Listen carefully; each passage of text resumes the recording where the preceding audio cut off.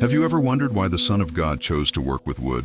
Why the one who could have been born in palaces, raised among nobles, and become a revered scholar, opted instead to stain his hands with sawdust and callous his palms on the rough handle of a hammer? This question followed me for years, until I began to understand something that completely changed the way I see my own life, my work, and my seemingly ordinary days. Picture for a moment Joseph's workshop in Nazareth, the sweet scent of freshly cut timber mingling with the resinous aroma of cedar, the rhythmic sound of the hammer echoing off the stone walls, creating a simple yet profound symphony. There, among stacked planks and tools hanging on the wall, grew the boy who would one day declare himself the way, the truth, and the life. And it was no coincidence that he was there, in that place many would consider insignificant. Jesus could have chosen any path. The Heavenly Father could have prepared a different journey for his son, one more fitting in human eyes.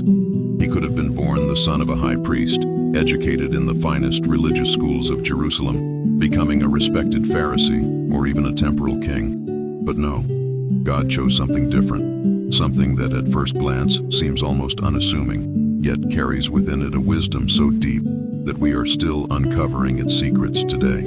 When I think of that young man, perhaps 15 or 16 years old, learning to properly hold a plane, feeling the resistance of olive wood beneath his still inexperienced fingers, my heart fills with a profound sense of awe.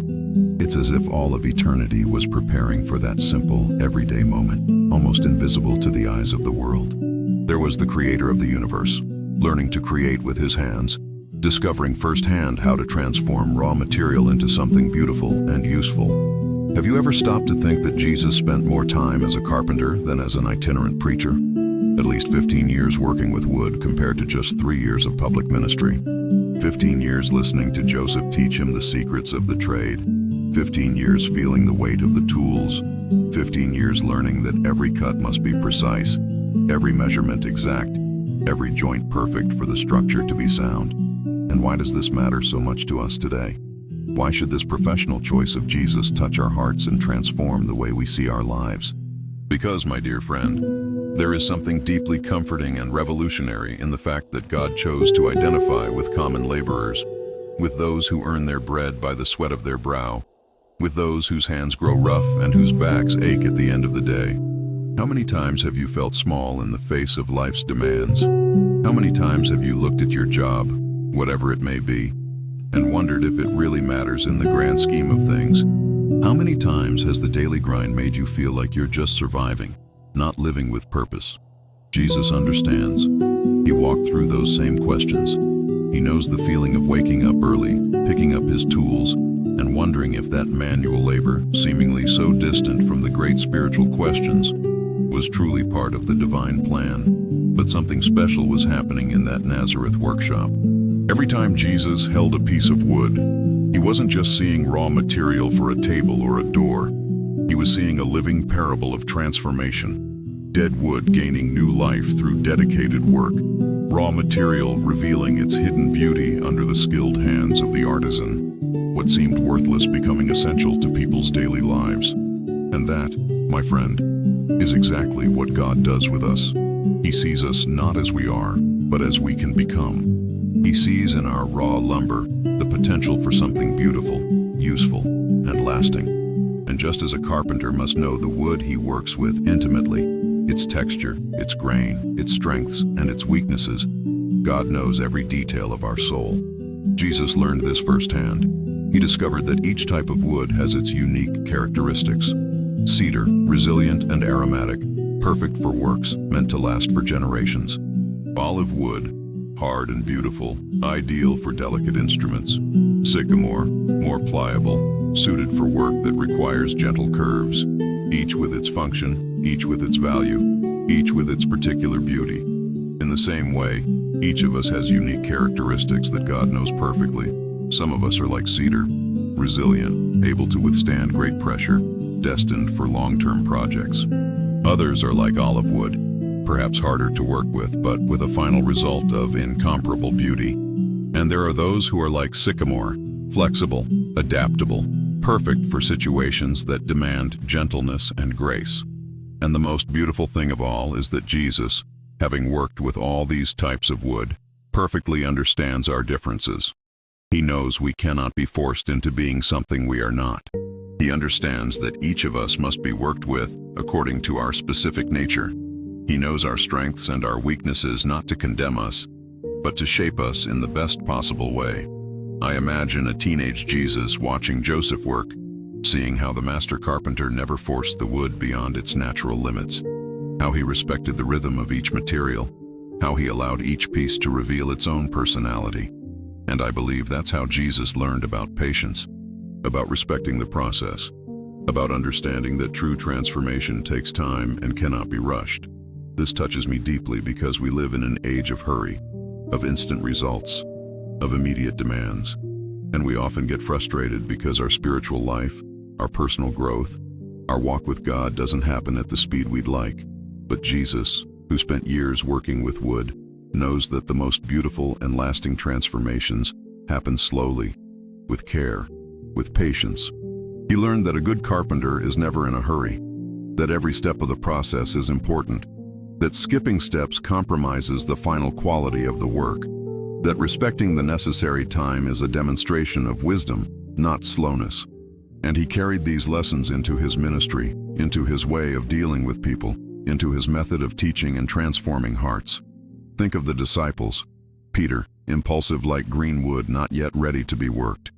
John, young and pliable like a new branch that could be shaped with care. Thomas, hard like dry timber, needing special techniques to reveal his inner beauty.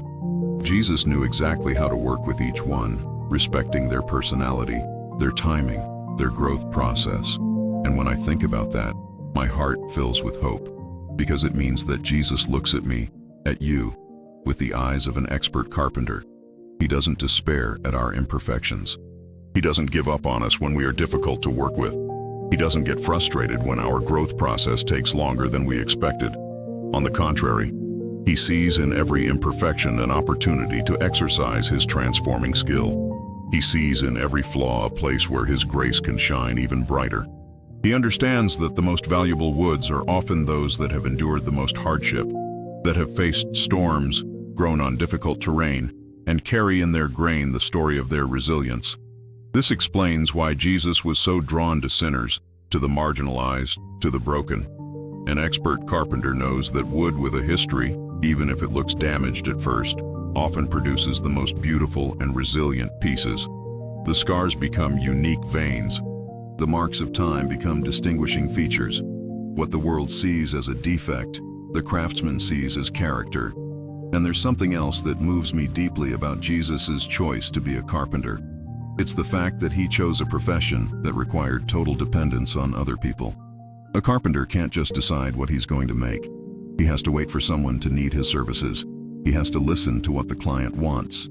He has to adapt his skills to the needs of the person who comes to him. Jesus could have chosen to be a farmer, for example. A farmer plants when he decides to plant, harvests when he decides to harvest. He has more autonomy over his time and decisions. But a carpenter lives in a constant position of service. He exists to meet the needs of others. And I believe this is how Jesus learned from a young age what it truly means to serve. How many times must he have interrupted his own plans because someone showed up at the workshop urgently needing a repair? How many times did he have to set aside his personal project to meet an unexpected need? How many times did he have to work late because a family was without a functioning door or because a merchant urgently needed a new shelf? And so, day after day, Jesus learned in practice what he would later teach in words, that the greatest among you must be the servant of all, that whoever wants to be first must be last, that to love is to put the needs of another before your own. These weren't just beautiful theological concepts. They were the result of years of practical experience, of a lifetime lived in a position of service. This makes me completely rethink my attitude toward my own work, whatever it may be. Do I see it merely as a way to earn money, or can I see daily opportunities to serve, to use my gifts to meet the needs of other people? Do I view interruptions as inconveniences or as chances to practice the patience and flexibility that Jesus learned in the workshop of Nazareth? And there's one more beautiful thing about Jesus's professional choice. Carpentry is one of the few professions where the result of the work can last for generations. A well-made table can serve a family for decades. A house with a solid frame can shelter several generations. A carefully crafted piece of furniture becomes an heirloom, passed from parent to child, carrying memories and history. Jesus knew this. He understood that he was creating things that transcended the present moment, that his hands were producing not just objects, but legacies. And I believe this is how he developed his vision of eternity, his understanding that our actions in the present have consequences that extend far beyond what we can see.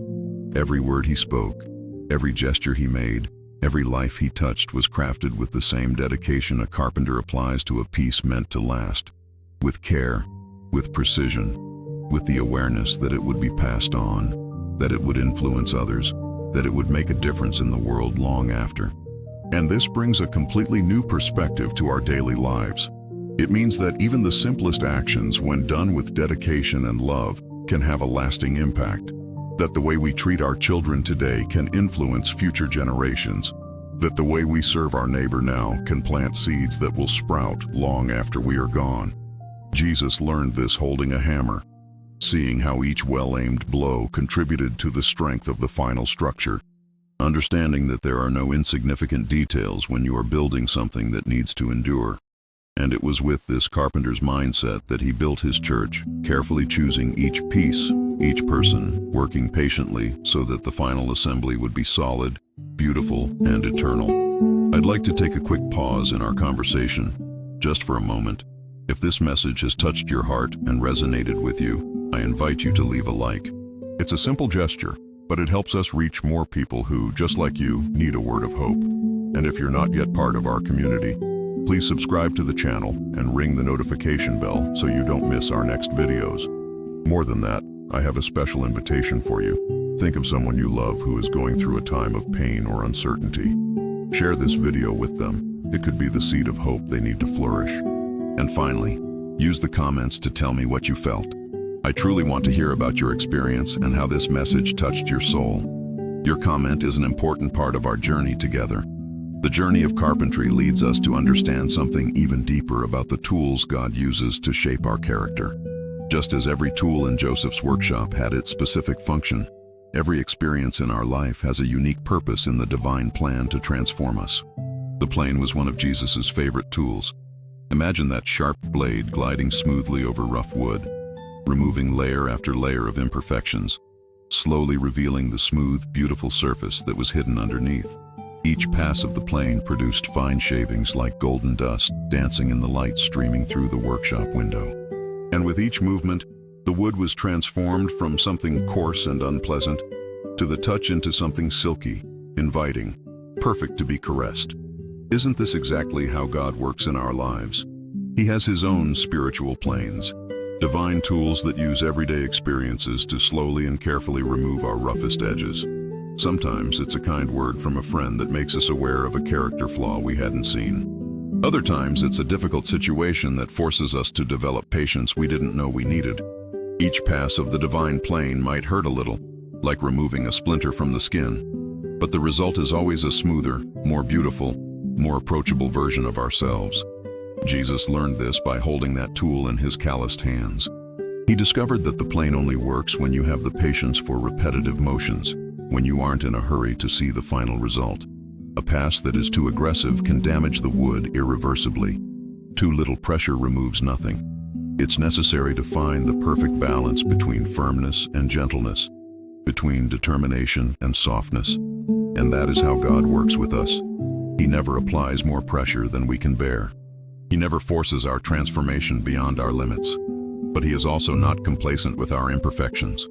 With infinite love and perfect wisdom, he passes his plane over our soul, gradually removing pride, selfishness, bitterness, fear, everything that prevents our true beauty from shining through. The square was another essential tool in Joseph's workshop, a simple but fundamental instrument used to check if the angles were true, if the pieces would fit together perfectly.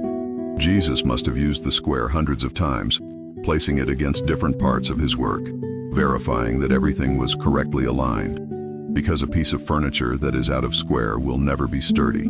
A house with misaligned foundations will not withstand the test of time.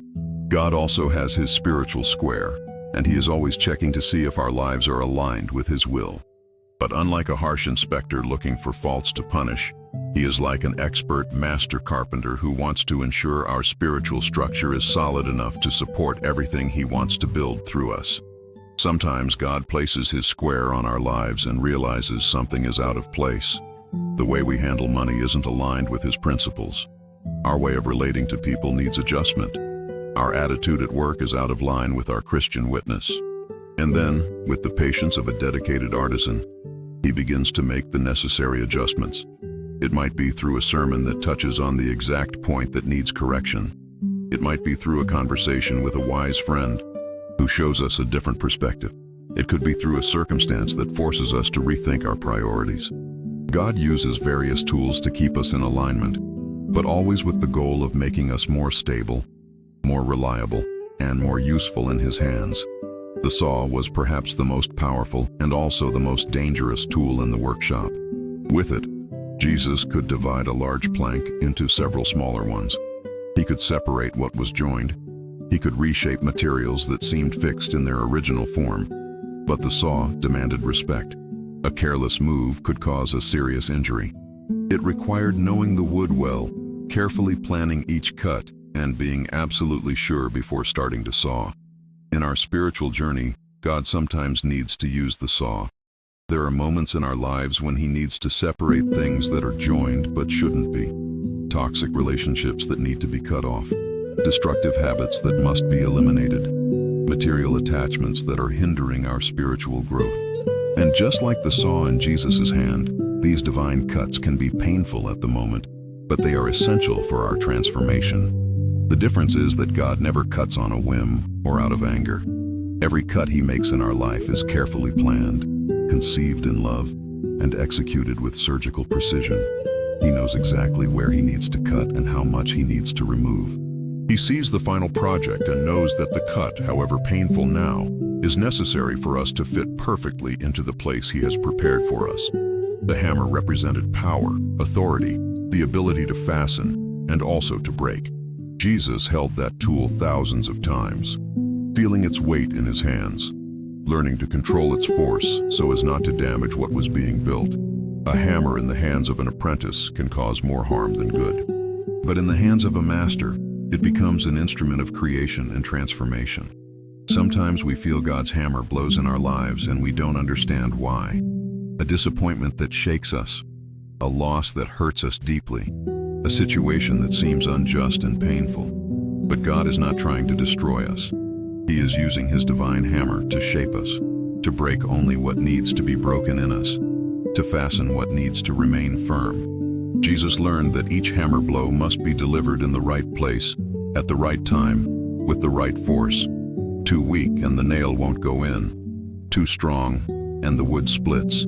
The secret is in the precision, in the deep knowledge of the material, in the experience that comes from constant practice. And God has that experience. He knows our hearts better than we know ourselves. He knows exactly where to apply pressure and where to be gentle. The file was a finishing tool, used to smooth out small imperfections, to add the final touch that turned a good piece into an exceptional one. It was meticulous work that required patience and attention to detail. Jesus would spend hours with a file in hand, perfecting corners, softening edges, creating textures pleasing to the touch. God does this finishing work in us as well. After the major transformations have occurred, after the structural changes are made, he continues to work on the details. He files down our impatience in the small irritations of the day. He softens our harshness in casual conversations. He perfects our generosity in simple, unnoticed gestures. It is a work that never ends as long as we are on this earth. There is always something to be perfected, always an edge to be smoothed, always a detail that can be improved. And sometimes we get frustrated because we would like to be finished, to have reached a point where we no longer need adjustments. But Jesus, who spent years using a file, understands that perfection is a process, not a final destination. The small handsaw was used for delicate work, for precise cuts that required total concentration. It was different from the large saw that made drastic divisions. The small saw was for fine-tuning, for removing only what was absolutely necessary, for making subtle but important modifications. Sometimes God uses his small saw on us. He doesn't need to make big changes, doesn't need to revolutionize everything, just some fine adjustments. One less word in a tense conversation, a little more patience in traffic, an extra dash of compassion for that difficult person. They are small, almost imperceptible changes, but they make all the difference in the final result. The hand drill was essential for creating perfect joints. Jesus learned that some holes needed to be shallow, others deep, some wide, others narrow. Each hole had its specific purpose and needed to be made with the exact measurement. A hole too small and the piece wouldn't fit. Too large and it would be loose, compromising the entire structure. God also drills holes in us, but not to weaken us. On the contrary, to create points of connection with other people, with himself, with our purpose. A heart that has never been pierced by pain cannot connect deeply with other wounded hearts. A soul that has never passed through holes of uncertainty cannot be a place of shelter for those who are lost. The holes that God allows in our lives are always purposeful. He is creating spaces for his grace to dwell, connection points for his love to flow, joints so that we can become useful in the great work he is building on earth. The ruler was fundamental for measuring, for ensuring that everything had the correct proportions. Jesus learned from an early age that a wrong measurement compromises the entire project. An inch more or less can make the difference between a functional piece of furniture and a useless one. That's why he always measured 2-3 times before making any cut. God also has his spiritual ruler, and he is always measuring our growth, our progress, our spiritual development. But he doesn't measure to condemn us when we don't meet the desired standard. He measures to know exactly where we are, what still needs to grow, what adjustments are necessary. And unlike our human measurements, which are often superficial and external, God measures the heart. He evaluates our motivation, our sincerity, our genuine love. He observes our willingness to grow, our humility to recognize where we need to improve, our faith to trust in the process of transformation. The chisel was used to create precise joints, to sculpt specific details, to give final shape to important parts of the structure. It was a tool that required both delicacy and firmness. Jesus learned that the chisel should not be forced. It works best with controlled, progressive movements, each strike removing just a small chip of wood. Sometimes God uses his chisel on us. He needs to sculpt something very specific in our character, to create a perfect joint for a particular situation he knows we will face. It could be patience to deal with a rebellious child. It could be wisdom to make an important decision. It could be courage to confront an injustice. The work of the chisel is not quick or dramatic. It's done blow by blow, one small piece removed at a time, and sometimes we don't understand what is being sculpted until the work is complete. Only later do we realize that God was preparing us for something specific, creating in us exactly the characteristic we would need in a future situation. Sandpaper came last, after all the other tools had done their work. It was the final touch that transformed an already good surface into an exceptional one. Jesus would spend hours carefully sanding each piece, starting with coarser grits to remove the larger imperfections and finishing with the finest grits to give it a silky finish. The sanding process taught Jesus about perseverance. There was no point in rushing. Each grit of sandpaper needed its time. Skipping steps compromised the final result. It required patience to make the necessary repetitive motions, to cover every inch of the surface, to leave no area without the proper treatment. God also does this sanding work in us. After all the major transformations have happened, he continues to polish us, to refine us, preparing us to shine with the beauty he has always seen in us. It's a work that can sometimes seem tedious, but it is absolutely necessary so that we can properly reflect his glory. All these tools taught Jesus precious lessons about the character of God the Father and how he works in our lives. The patience to use each tool at the right time, the wisdom to know the material deeply before starting to work, the perseverance to continue when progress seems slow, the faith to envision the final result even when the project is still in its early stages. And perhaps the most beautiful lesson of all is this: a good carpenter never wastes material. Even the wood chips and shavings have their use. They can be used to start a fire, to fill small holes, to mix with glue for repairs. Nothing is thrown away without consideration. In the same way, God wastes nothing in our lives. Our failures become opportunities for His grace to shine. Our mistakes are transformed into wisdom to help others going through the same difficulties. Our scars become places where His light can enter and illuminate other wounded hearts. Jesus learned this in the workshop of Nazareth, and it was with this carpenter's mindset that He looked at the disciples. Peter, impulsive and unstable like green wood that still needed to dry. But Jesus saw in him the potential to become the rock on which He would build His church. John, young and pliable like a new sapling, but with the possibility of becoming as strong as cedar. Thomas, hard and skeptical like dry timber, but who could be transformed into a piece of great strength and beauty.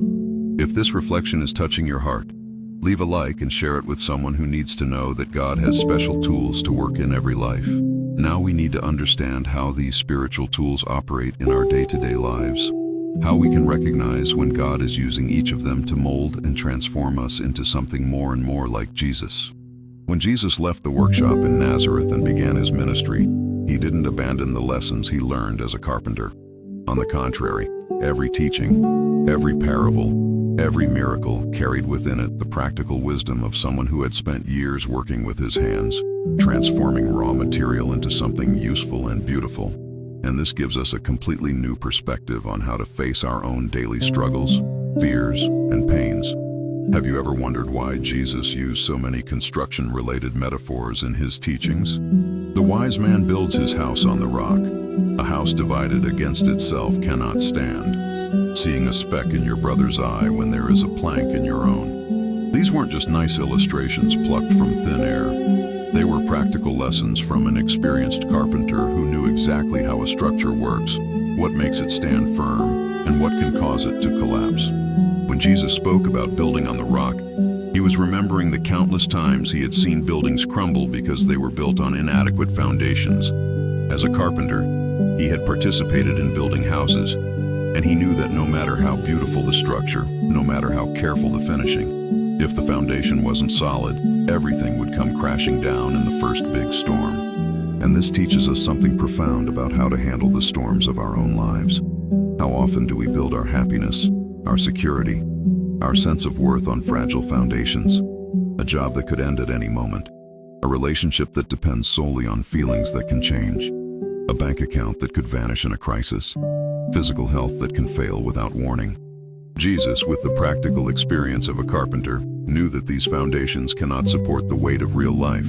That's why He invites us to build on the solid rock of His Word, His unconditional love, His constant presence in our lives. Not because the other things have no value, but because they weren't designed to bear the full weight of our existence. The metaphor of the divided house also comes directly from His professional experience.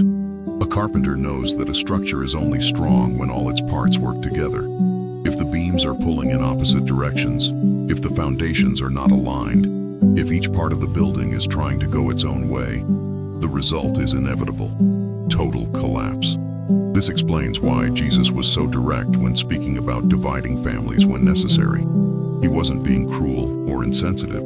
He was being practical, like an experienced carpenter who knows that sometimes it's better to rebuild a structure from scratch than to try to fix something that is fundamentally compromised. When a family is built on foundations that do not honor God, when core values are in conflict, when each member is pulling in a different direction, sometimes the only solution is to allow some connections to be broken so that other, more solid ones can be established. And this helps us understand why sometimes our journey of faith creates tensions in relationships that once seemed stable.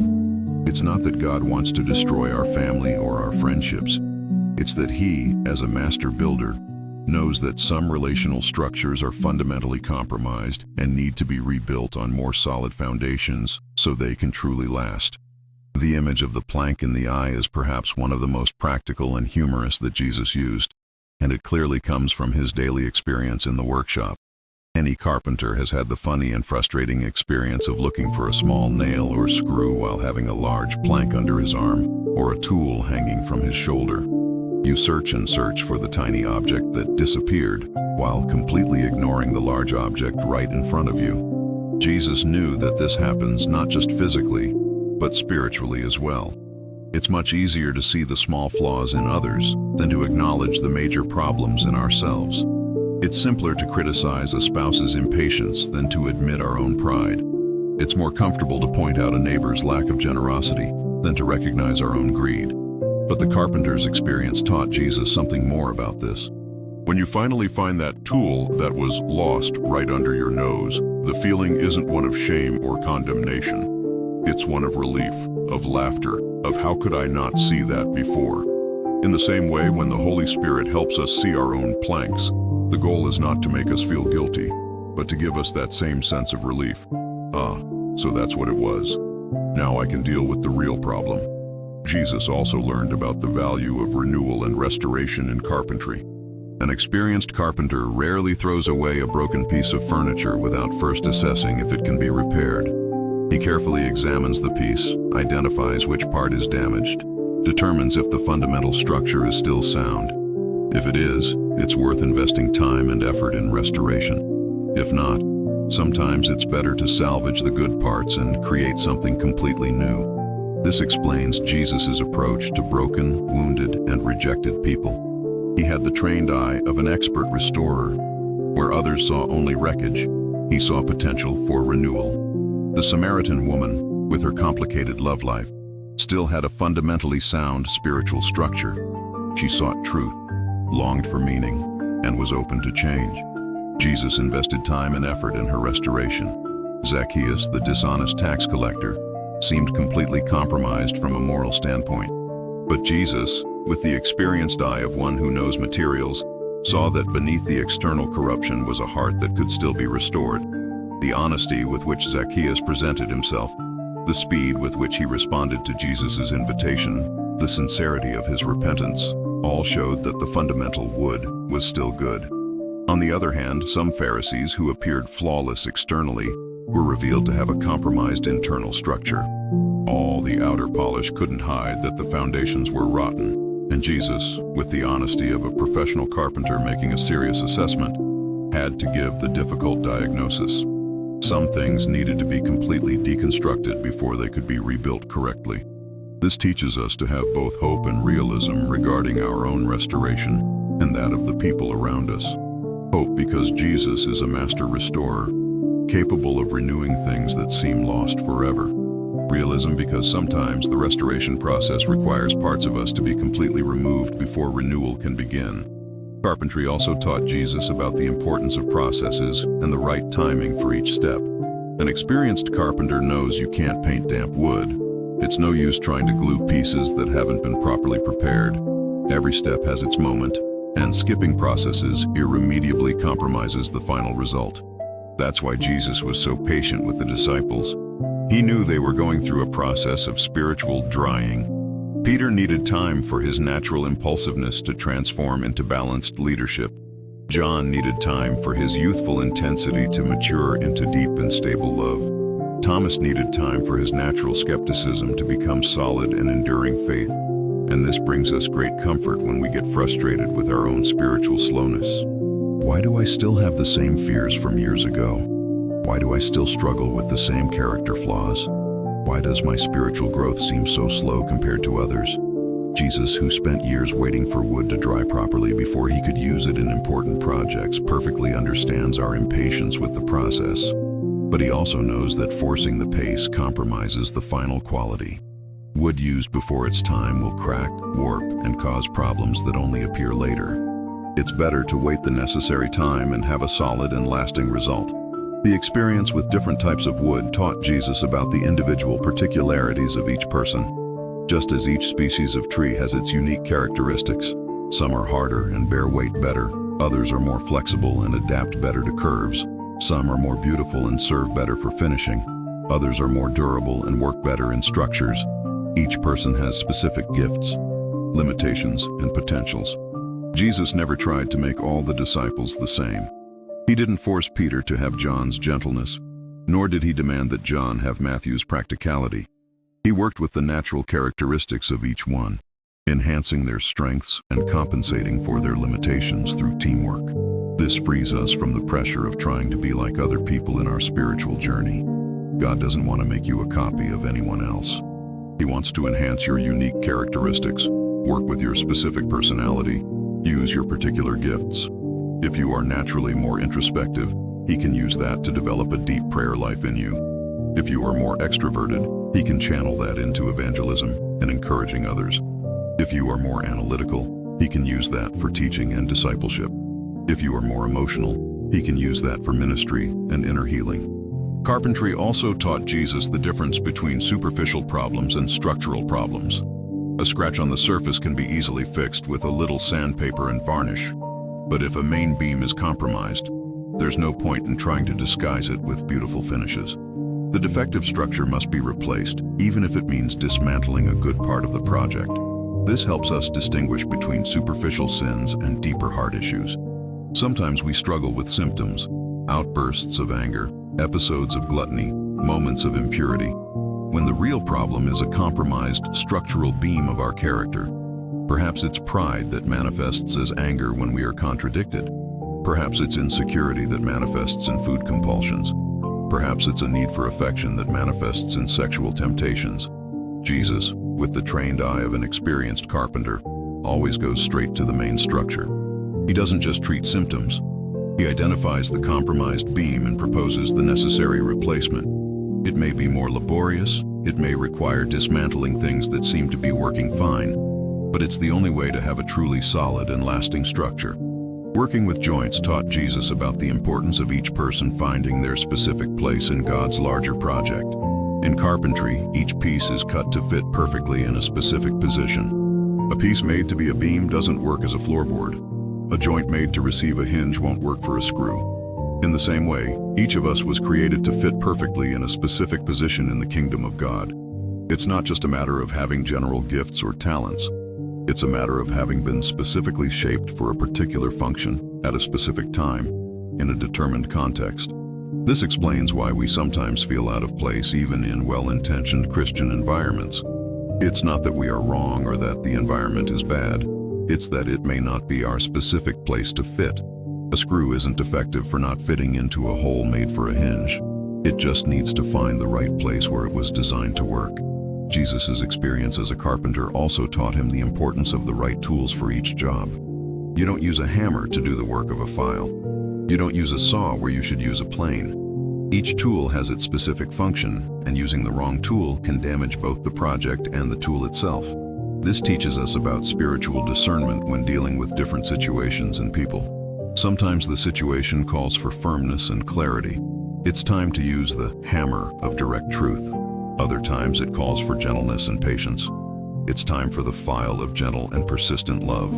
There are moments that require a clear separation between right and wrong. It's time for the saw of discernment.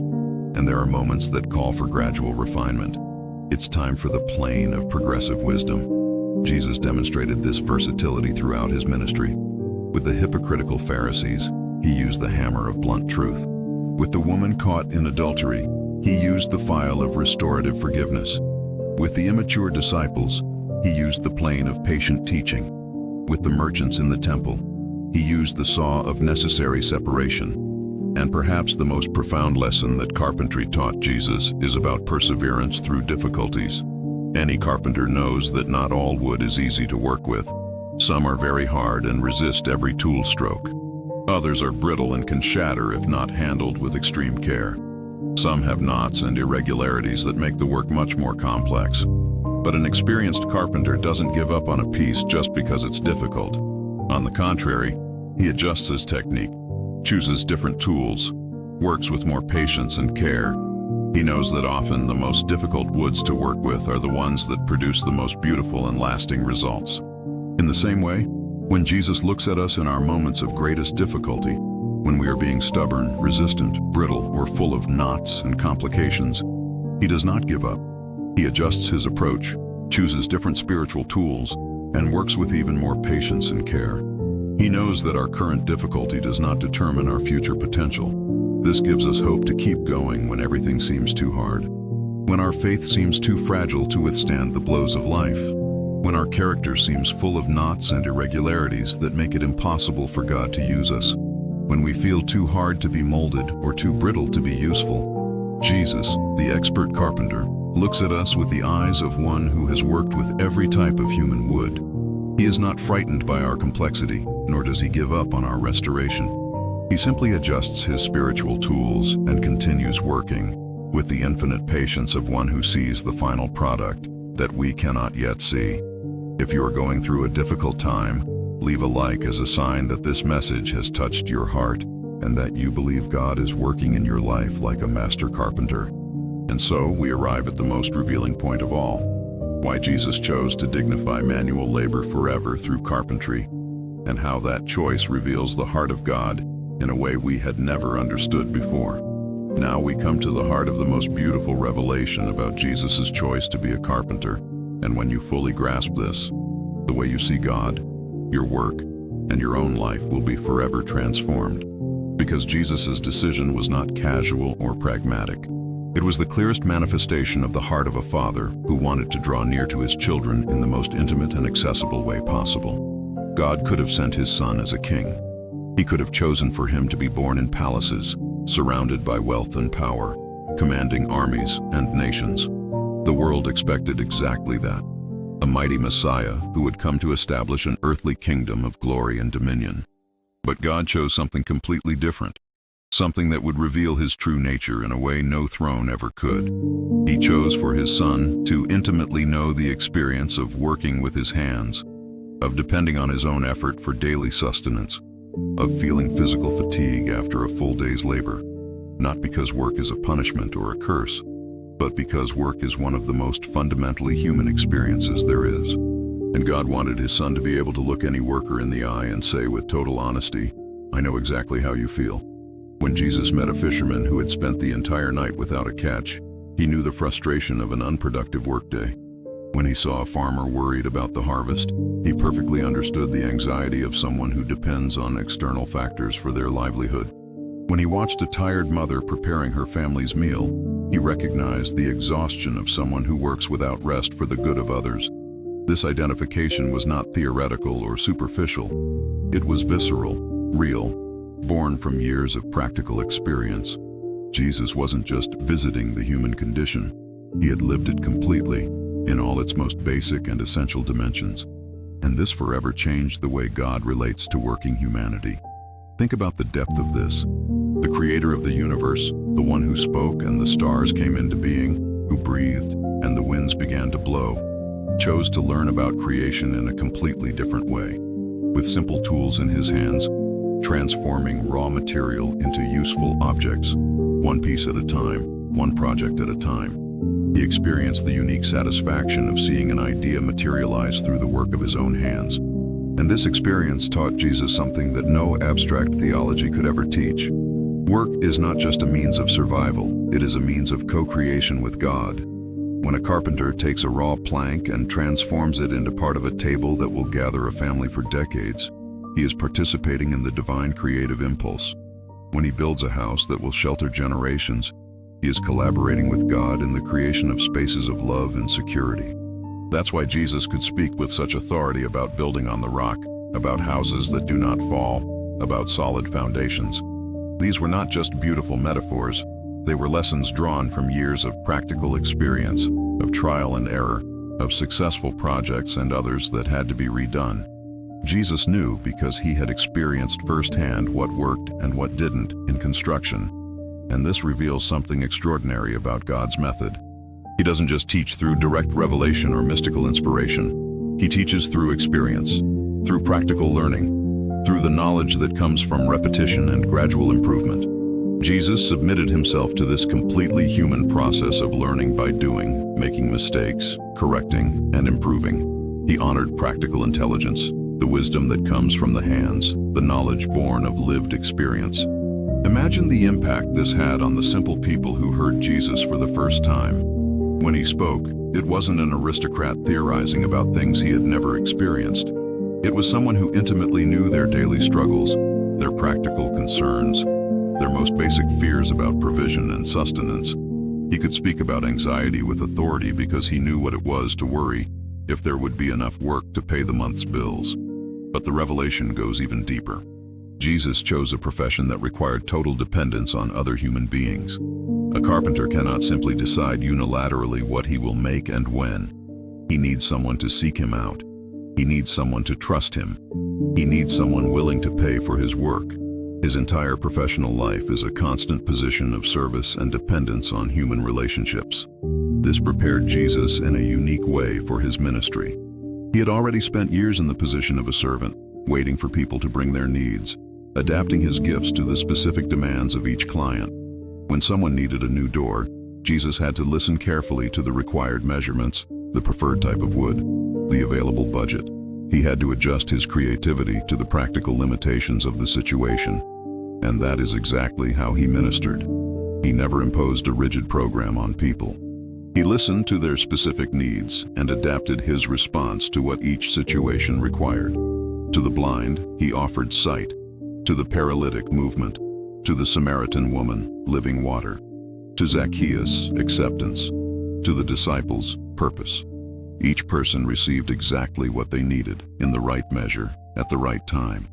This flexibility could only come from someone who had spent years in a position of service, learning to subordinate his own plans and preferences to the real needs of the people who sought him out. Jesus was not a distant idealist. He was a seasoned professional in meeting the practical demands of human life. Carpentry also taught Jesus about the inherent dignity of all honest work. He didn't have to theorize about it. He lived that dignity in his own flesh. When his hands became calloused from holding tools, when his back ached after carrying heavy wood, when he felt the satisfaction of delivering a job well done, he directly experienced that there is no inferior work when it is done with dedication and purpose. This forever revolutionized the way we see the value of different professions. Jesus, being God, could have chosen any activity. He chose one that the society of his time considered common, almost insignificant. And with that choice, he forever elevated the dignity of every manual laborer, every professional who earns a living with their own hands, every person who contributes to society through practical and useful work. When Jesus said he came to serve and not to be served, he wasn't just making a theological statement. He was summarizing years of practical experience living exactly that way. He knew what it meant to be useful to other people, to solve their practical problems, to contribute to the well-being of the community through his own work. And this brings us a powerful revelation about our own professional lives. It doesn't matter if you are a doctor or a janitor, a teacher or a salesperson, a business owner or a factory worker. If your work honestly contributes to the well-being of others, if it solves real problems, if it adds value to the life of the community, then you are participating in the same dignity that Jesus chose for himself. He could have been a Pharisee, a scribe, a priest, professions considered more spiritual at the time. But he chose to be a carpenter, and with that choice, he told us clearly that true spirituality is not in the type of work we do, but in the attitude with which we do it, the love we put into it, the awareness that we are serving God and our neighbor through it. Carpentry taught Jesus about patience in a way that no rabbinical school could. Wood cannot be rushed. Some projects simply take the time they need to take. You can have the best technique in the world, the sharpest tools, but if the wood isn't dry, if the weather isn't right, if the project is complex, you will have to wait. And while you wait, you keep working, preparing, perfecting. This practical patience completely shaped Jesus' ministerial approach. He was in no hurry to solve all the world's problems at once. He worked one person at a time, one heart at a time, one situation at a time. He understood that real transformation takes time, that lasting changes cannot be rushed, that spiritual growth has its own rhythm and must be respected. That's why he was so patient with Peter, who took 3 years to really understand who Jesus was, and even then denied him at the crucial moment. That's why he didn't give up on Thomas, who continued to doubt even after witnessing so many miracles. That's why he invested so much time in the disciples, knowing they would only fully understand after the resurrection. Jesus had learned in carpentry that forcing the process always compromises the final result. Wood forced to dry faster than its natural pace will crack. Glue that hasn't had enough time to cure will come apart at the first sign of tension. A finish applied before its time will peel and stain. In the same way, he knew that people forced to grow spiritually faster than they are ready can have devastating crises of faith. that rushed conversions often do not withstand the pressures of real life, that changes imposed from the outside in are rarely lasting. The experience with different types of wood taught Jesus that each person has unique potentials and limitations that must be respected and worked with wisely. He never tried to make Peter a John, nor John a Peter. He enhanced the natural characteristics of each one, worked with their strengths, and compensated for their limitations through complementarity in the team. This frees us from the pressure of trying to be like other people in our spiritual journey. Jesus, who worked with resilient cedars and delicate olive woods, with flexible sycamores and hard oaks, knows that diversity is not a problem to be corrected. It is a richness to be celebrated and utilized. If you are naturally more reserved, God is not trying to make you an extrovert. He wants to use your tendency toward reflection and contemplation. If you are more impulsive, He is not trying to make you overly cautious. He wants to channel your energy and spontaneity. If you are more analytical, He appreciates your ability to think deeply. If you are more emotional, He values your ability to feel and connect with other hearts. Carpentry revealed to Jesus the fundamental importance of the right tools and proper techniques for each situation. A structural problem is not solved with finishing tools. A finishing issue does not need heavy-duty tools. Each situation demands discernment about which approach will be most effective. That's why Jesus varied His methodology so much during His ministry. With some, He was direct and confrontational. With others, gentle and welcoming. In certain situations, He used parables and metaphors. In others, He was clear and literal. With some groups, He was public and dramatic. With others, private and intimate. This methodological flexibility could only come from someone who had spent years learning that effectiveness comes not from rigidity, but from intelligent adaptability. Jesus knew how to choose the right spiritual tool for each situation because He had spent decades choosing the right physical tools for each project. And perhaps the most beautiful revelation of all is this. Jesus chose carpentry to show us that God is not distant from our daily reality. He does not dwell only in temples and mystical experiences. He is present in our daily work, in our practical concerns, in the honest struggle for sustenance. When you are at your job, striving to do your best with the resources you have, Jesus knows exactly how you feel because He went through the same experience. When you feel tired after a full day of physical work, He understands that exhaustion. When you worry if there will be enough work next month, He has already been through that anxiety. More than that, when you see your work as serving your neighbor, as contributing to the well-being of the community, as using your gifts to solve people's real problems, you are participating in the same mindset that Jesus cultivated for 15 years in the workshop of Nazareth. Your office desk can be as sacred as the church altar if you see it as a place where you serve God by serving other people. Your work tools can be as consecrated as the communion elements if you use them with the awareness that you are collaborating with God in the betterment of the world. Your professional environment can be as spiritual as the sanctuary if you see it as a mission field where you demonstrate the love of Christ through excellence and integrity. Jesus chose to be a carpenter to tell us that there is no separation between sacred and secular when our entire life is dedicated to loving God and our neighbor, that we don't have to choose between being spiritual and being practical. We can and should be both. That God is as pleased with our prayers as He is with our work well done, as pleased with our worship as with our professional competence. And this completely transforms your Monday morning. When the alarm clock goes off and you prepare for another day of work, you are not moving away from God. You are drawing near to Him in the same way Jesus did for most of His earthly life. When you pick up your tools, whether a literal hammer or a computer, you are holding instruments that can be as sacred as those Jesus used in Joseph's workshop.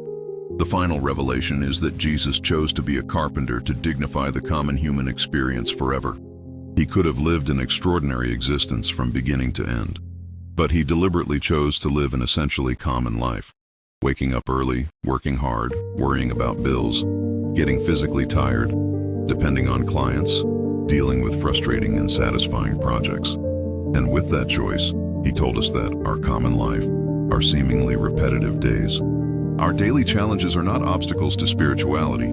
They are the very material with which God wants to build our holiness. We don't need extraordinary experiences to get closer to God. We just need to live our common life with the awareness that He is with us in every moment of it. Jesus spent more time being a carpenter than being a famous preacher. This tells us that in God's eyes, those 15 years of silent, common work were just as valuable and important as the 3 years of public ministry. That our faithfulness in seemingly insignificant responsibilities is as precious to Him as our moments of greatest visibility and recognition. So you can be absolutely sure that your life has infinite value before God, regardless of how common or invisible it may seem. Jesus chose to be a carpenter to ensure that none of us could ever say that God doesn't understand our reality, or that our life is too insignificant to matter. He knows what it's like to wake up worried about money. He knows what it's like to work hard and still have financial difficulties.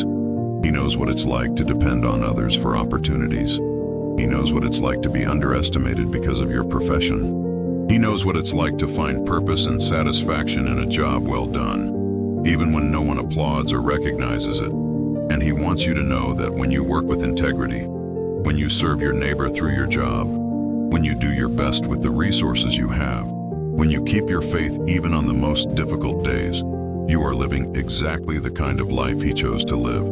You are following the example of the Son of God Himself. This revelation should fill your heart with a deep dignity, a renewed purpose, an unshakable hope, because it means that every time you work with dedication and love, you are imitating Jesus. Every time you serve other people through your job, you are following in His footsteps. Every time you find God in your common routine, you are discovering the same treasure He found in the workshop of Nazareth. Leave a like if this revelation has touched your heart and share it with someone who needs to know that their work matters to God. Now let's conclude our journey by understanding how to apply all these revelations in our daily lives and how to always keep alive in our hearts the extraordinary dignity that Jesus gave to common work through His choice to be a carpenter. We've reached the end of our journey together, and I hope your heart is different from when we began. Because when we truly understand why Jesus chose to be a carpenter, our way of seeing life is completely transformed. It's no longer just about a profession the Son of God practiced 2,000 years ago. It's about the most beautiful revelation of God's character and how our ordinary lives can be extraordinarily meaningful. We saw how each tool in the Nazareth workshop became a living metaphor for the ways God works in our lives. The plane that gently removes our rough edges. The square that checks if we are aligned with His will. The saw that makes necessary separations. The hammer that shapes with precision. The file that adds the final touches of refinement. Each of these spiritual tools operates in our lives with the same wisdom and care that Jesus learned in carpentry. We discovered how the practical lessons of carpentry completely shaped Jesus' ministry. His patience with processes that cannot be rushed. His wisdom in choosing the right approach for each person and situation. His deep understanding of solid foundations, sturdy structures, and careful finishes. His ability to see restoration potential even in people who seem too broken to be fixed. And we arrived at the most extraordinary revelation of all. Jesus chose to be a carpenter to show that God is not distant from our daily reality. He doesn't just dwell in mystical experiences or special moments of prayer. He is with us when we wake up worried about bills. He understands us when our body aches after a full day's work. He walks with us as we face the pressure of demanding clients, tight deadlines, and limited resources. Jesus' choice dignified common work forever. It told us that we don't need to be pastors, missionaries, or religious leaders to live a spiritually significant life. We can find eternal purpose as mechanics, teachers, salespeople, homemakers, students, retirees. What matters is not the title of our profession, but the attitude of our heart as we perform our function in society. When you get up on Monday morning and prepare for another day of work, remember that you are following the example of Jesus Himself. When you pick up your tools, whether a literal hammer, a computer, a broom, or a pen, you are holding instruments that can be as sacred as those Jesus used in Joseph's workshop. Your work desk can be an altar. Your office can be a sanctuary. Your classroom can be a temple. Not because you need to turn these places into something other than what they are, but because you can recognize the presence of God who is already there, waiting for you to realize that He wants to work with you and through you. When you serve your clients with honesty and excellence, you are imitating Jesus, meeting the needs of those who sought out His workshop. When you dedicate yourself to your work, even on days you don't feel motivated, You are following the example of the one who worked faithfully for 15 years before beginning his public ministry. When you find satisfaction in a well-executed project, you are experiencing the same joy Jesus felt when delivering a solid table or a perfectly fitted door. The frustrations of your work are also part of this identification with Jesus. When a project doesn't go as planned, when you have to redo something that seemed finished, when you face limitations of time or resources, you are going through the same experiences that shaped Jesus' character. He knows what it's like to have to restart a job because of a mistake. He knows the frustration of not having the ideal tool for a certain task. He understands the pressure of delivering something good within a tight deadline. But perhaps the most comforting lesson of all is this: Jesus spent more time being a common carpenter than being a famous preacher. This tells us that in God's eyes, our years of silent, faithful work are as valuable as our moments of greatest visibility. Our dedication in seemingly insignificant responsibilities is as precious to Him as any great achievement we might have. You don't need to do something extraordinary to have a life that matters. You don't need to be publicly recognized to be valuable in God's eyes. You don't need to change the whole world to make a difference in the kingdom of heaven. Jesus showed us that an ordinary life, lived with love, faithfulness, and purpose, is one of the most extraordinary things that exist. This should fill your heart with a deep and unshakable dignity. It doesn't matter if you are unemployed and looking for work, if you have a job that isn't exactly what you dreamed of, if you are retired and sometimes feel useless, if you are a student and still don't know which direction to take. Jesus chose to be a carpenter to ensure that none of us could ever say that our life is too insignificant for God.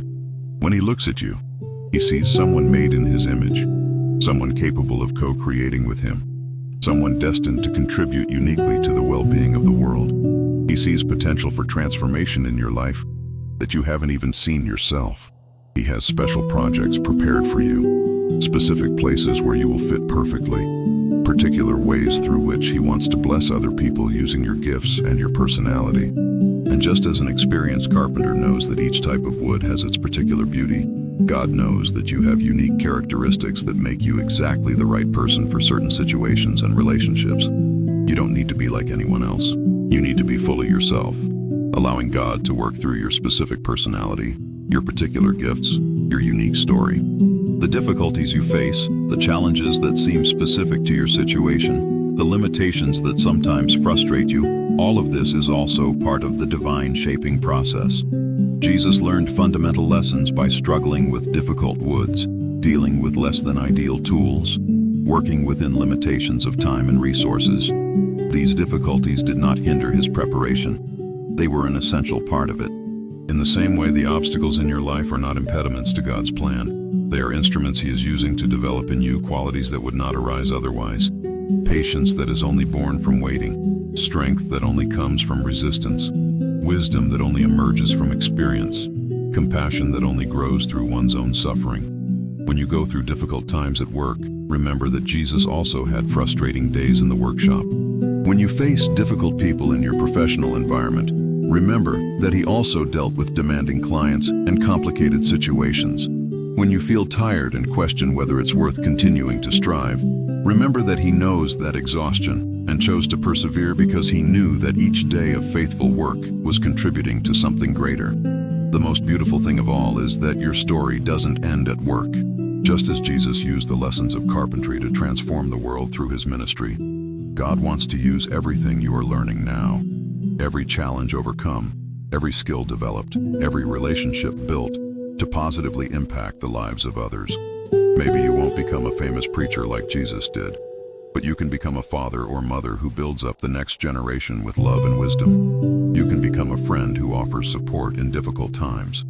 You can become a professional who treats colleagues and clients with dignity and respect. You can become a neighbor who demonstrates the love of Christ through simple but meaningful gestures. Every person you treat with kindness at work is experiencing a little of Jesus' character through you. Every project you complete with excellence is reflecting the creative nature of God. Every time you act with integrity in a difficult situation, you are bearing witness to the difference that faith makes in practical life. And when moments of greater visibility arrive, when God opens doors for you to influence more people or take on greater responsibilities, you will be prepared. Just as Jesus was prepared for public ministry because he had learned fundamental lessons in carpentry, you will be ready for future opportunities because you are learning essential lessons in your present circumstances. So do not despise where you are now. Do not minimize the importance of what you are doing today. Do not just wish you were in a different situation. Jesus could have become impatient with the long years in the workshop, could have considered that time wasted, could have been frustrated that he wasn't yet doing the really important work. But he knew that every day in the workshop was essential preparation for all that was to come. In the same way, every day of your current life is precious preparation for what God has planned for you in the future. He is using your present circumstances to shape your character, develop your skills, broaden your understanding, deepen your compassion, and strengthen your faith. Trust the process. Trust the master carpenter who is working in your life with the same dedication and wisdom that Jesus applied to his projects in Nazareth. He knows you better than you know yourself. He sees potential that you have not yet seen. He has beautiful projects prepared for you that will use exactly the qualities he is developing in you right now. And always remember that you are not walking alone. Jesus, who intimately knows the experience of working, struggling, getting tired, worrying, and striving, is with you in every moment. He understands your frustrations because he lived them. He celebrates your victories because he knows the effort they cost. He offers strength to continue because he knows the value of what you are doing. Let us now conclude our conversation in the most fitting way, by bringing all of this into the presence of our God in prayer, asking him to help us live each day with the awareness that we are co-creators with him, that our work matters, and that our ordinary lives can be extraordinarily significant. Heavenly Father, thank you for sending Jesus to live among us in such a close and real way. Thank you for his choice to experience our ordinary life, our reality of work, our daily concerns. Thank you for forever dignifying honest labor and dedicated effort through your Son's choice to be a carpenter. Lord, help us to see our work through the eyes of faith. May we see our daily responsibilities as opportunities to serve you and to serve our neighbor. May we find purpose and meaning even in the simplest and most repetitive tasks. May we recognize your presence with us in every work environment, in every professional challenge, in every relationship we build through our activity. Give us patience for the processes that cannot be rushed. Give us wisdom to use the right tools in every situation. Give us perseverance to keep striving even when results are slow to appear. Give us the humility of Jesus to find joy in serving others through our work. When we are tired, remind us that Jesus also grew tired working with his hands. When we are worried about provision, remind us that he also depended on work for his sustenance. When we feel undervalued, remind us that he chose a common profession to show that no work is insignificant in your eyes. Help us to treat colleagues, bosses, and clients with the same kindness and respect that Jesus showed. May we be people of integrity, doing our work with excellence not just when we are being watched, but because we know that you always see us. May our professional conduct always be a reflection of your character and a demonstration of your love. Lord, when difficult times come at work, when we face injustice, excessive pressure, or situations that test our faith, give us the strength of Jesus to stand firm in our values. Help us to be a light in environments that can sometimes be dark, salt in contexts that can sometimes be tasteless. And when you open new doors, when opportunities for greater responsibility or influence arrive, may we be prepared because we were faithful in the little things. May the lessons we are learning now equip us for future challenges. May the way we work today be adequate preparation for all that you have planned for tomorrow. Thank you because our lives matter to you. Thank you because our work has eternal value when it is done with love. Thank you because we don't have to be extraordinary to be precious in your eyes. Thank you because Jesus made our common human experience sacred by choosing to live it fully. May we wake each morning with gratitude for the opportunity of another day's work. May we sleep each night with the peace of one who knows they have been faithful in their given responsibilities. May we live each day with the awareness that we are your collaborators in the great work of making this world a better place. In the name of Jesus, the carpenter of Nazareth, the Son who became a servant, the God who became a working man. Amen. May the peace of our Lord Jesus Christ, who intimately knows our journey of work and struggle, be with you always. May you find in him strength for each day, purpose for each task, and hope for every challenge. And may you never forget that your ordinary life, lived with faith and love, is one of the most extraordinary things that exists in the eyes of God.